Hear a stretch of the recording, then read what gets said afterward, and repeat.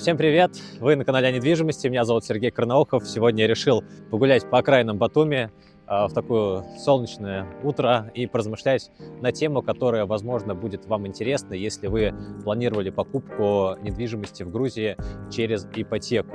Поэтому, если это для вас актуально, видео окажется для вас полезным. Начну издалека, как всегда.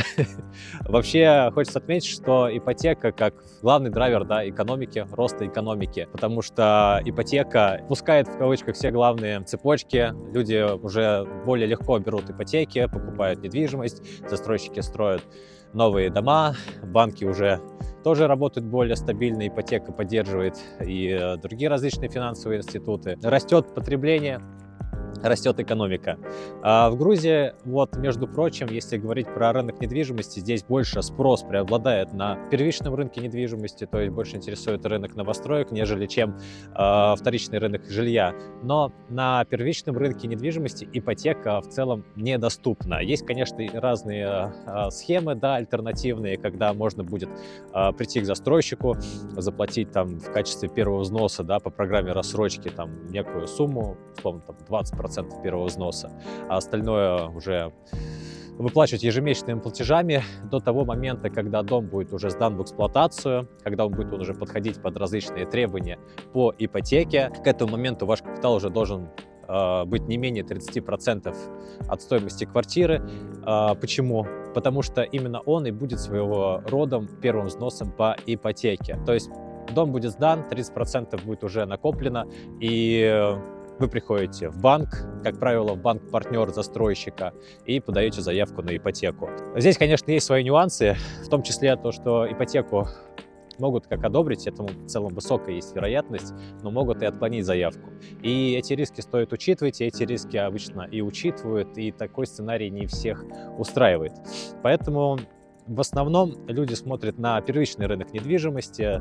Там в целом новостройки, они более интересные, они более современные, новые концепция, допустим, больше инфраструктуры, более широкий выбор различных планировок. Плюс сейчас можно войти даже от 10% первого взноса. Есть застройщики, которые предлагают рассрочки на более длительный срок, причем без процентов. А люди, которые хотят купить готовое жилье, получается, рассрочка им уже недоступна, и вопрос ипотеки становится более насущен для этих людей.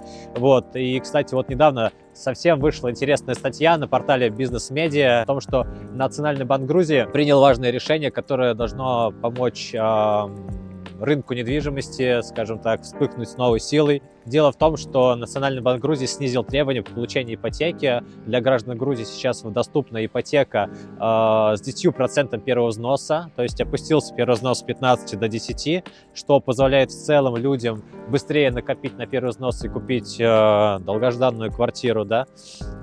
А для нерезидентов, для иностранцев тоже есть интересная новость. Дело в том, что первый взнос у них снизился с 30%, как было до этого, до 20%. Что, конечно, не может не радовать. Тут, конечно, тоже есть свои нюансы о том, что необходимо подтверждать доходы в Грузии или за рубежом. Как эти доходы будут подтверждаться, пока тоже неизвестно. Во всяком случае, у меня лично прошла последняя сделка именно по ипотеке летом 2024 года.